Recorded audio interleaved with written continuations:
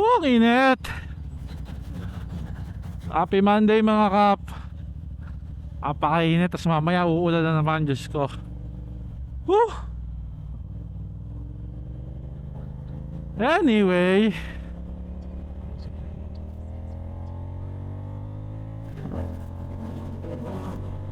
pasensya na kayo sa audio. Tingin ko magagaral-gal to eh. Sira yata yung cable. But anyway, we're going to Tire Guys Garage. It's time. Kailangan na natin magpalit ng gulong. Ramdam na ramdam ko na yung dulas. So 12K, 12,131 or 32 auto as of now. Papalit na tayo. Kailangan na. Actually yung nagsagata, ramdam na ramdam ko na siya eh. Napakadulas na. So bakit sa Tire Guys Garage tayo pupunta? May mga malapit naman. Tapos meron ding isa na mas mura. Mas mura siya kasi mas mura yung Pirelli Rosso 3 eh. Nagmura na siya eh. So kay Takara. So bakit nga ba tayo dito kay Tire Guys Garage? Actually, kahit kay NMAX pa lang, kay Takara talaga ako papa-change ng gulong. Ganda rin ang service ni Takara, sobrang ganda. Affordable din yung mga gulong. Medyo madami ring branch, so accessible. Pero this time, para sa akin kasi, I think napaka-importante ng wheel balance, especially sa big bike. So that's one of the at really freebie eh. Kasama siya sa service niya, free wheel balancing. So later pakita ko sa inyo kung ano yung mga kasama sa service. By the way, we're getting S22 Bridgestone Batlax S22.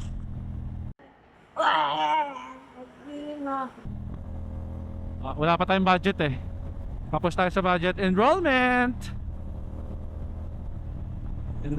times. Wala tayong budget. Susunod na tayo mag Road 6. Next palit natin Road 6. Oh, may budget. Anyway, so yun, kita-kits tayo Tire Guys Garage Cavite. Forgot the exact address eh, pero later I'll show you. Let's go.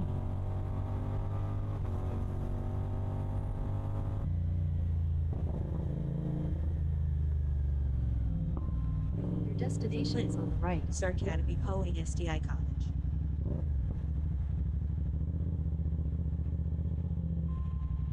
From Lynn, Nalika Po K.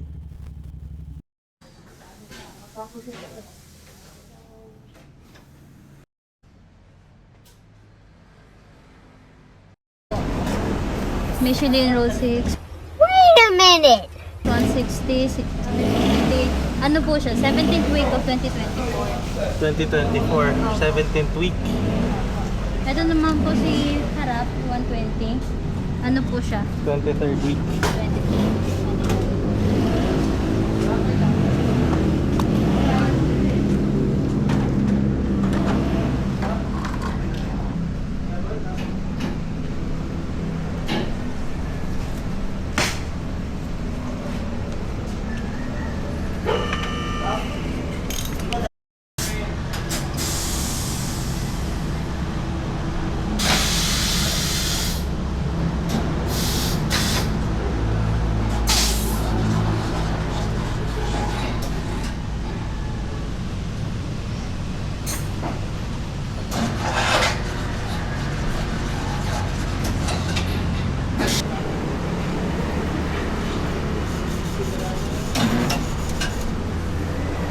Kumbaga pinakamakuna to ngayon sa market.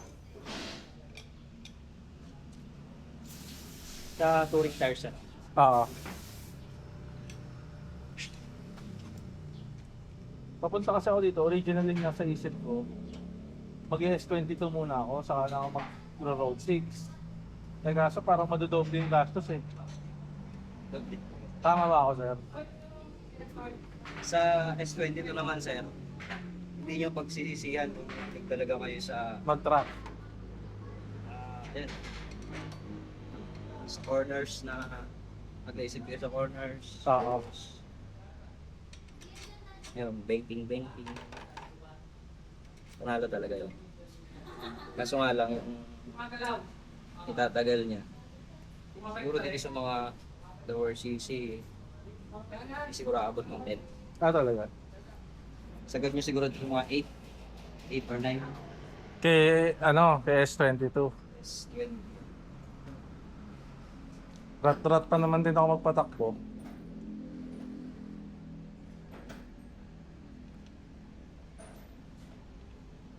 Ito naman sir, ingatan nyo lang yung gitna. When you say ingatan yung gitna, paano ingatan yung gitna? Siyempre, sa torque ng motor natin, unang bitaw ninyo, Oo, makayod talaga yan. kakayod. Kaya, ayun, medyo Swabbing take off lang.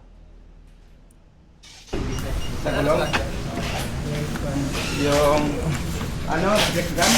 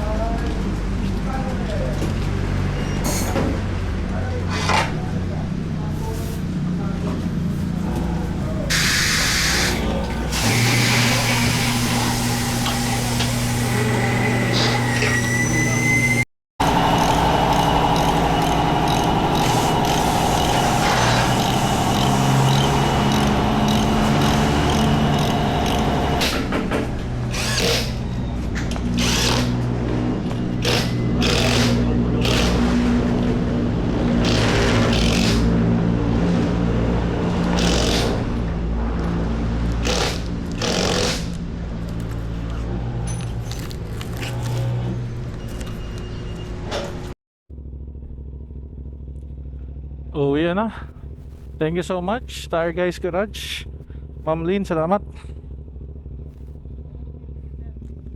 Pa, kabuyaw po. Apa.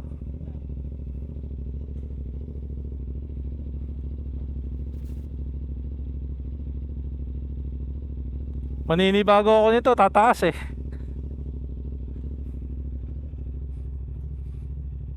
Sakto lang, pwede. Oo.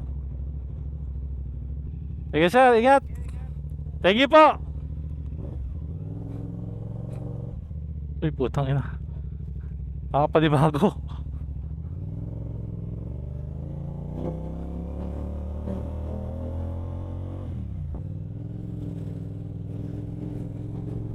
Grabe naman tumagilid to. 1.5 kilometers.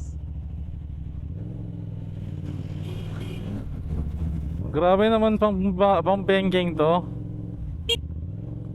Sarap niya gamitin agad ah. First impression, a few minutes. Not even 3 minutes I think. Pag nahinga na si Kuya. Pag nag-counter steer ka, ihiga niya agad yung bike. I guess it's because of the profile. Ayun no. Nakakapanibago. Konting kabig. Halos sumiga yung motor. Galing. Tawa ako ah. Parang good decision na to ah. Good decision o gina-justify ko lang yung actions ko? Woo!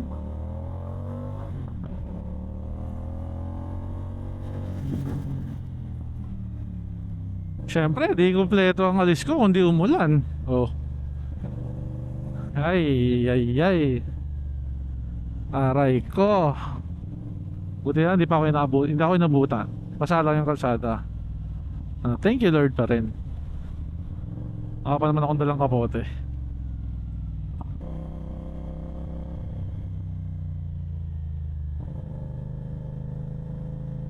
Medyo takot pa ako yung banking sa basa.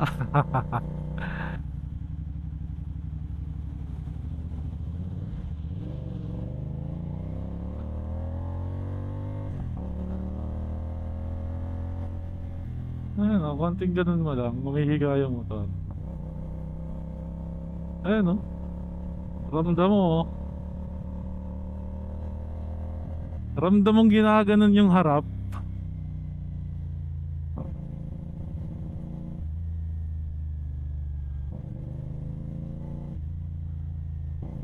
Kaya medyo naninibago pa ako eh. Anyway, dito ko natatapusin to, walang kwentang vlog na to. Palit lang naman tayo ng gulong.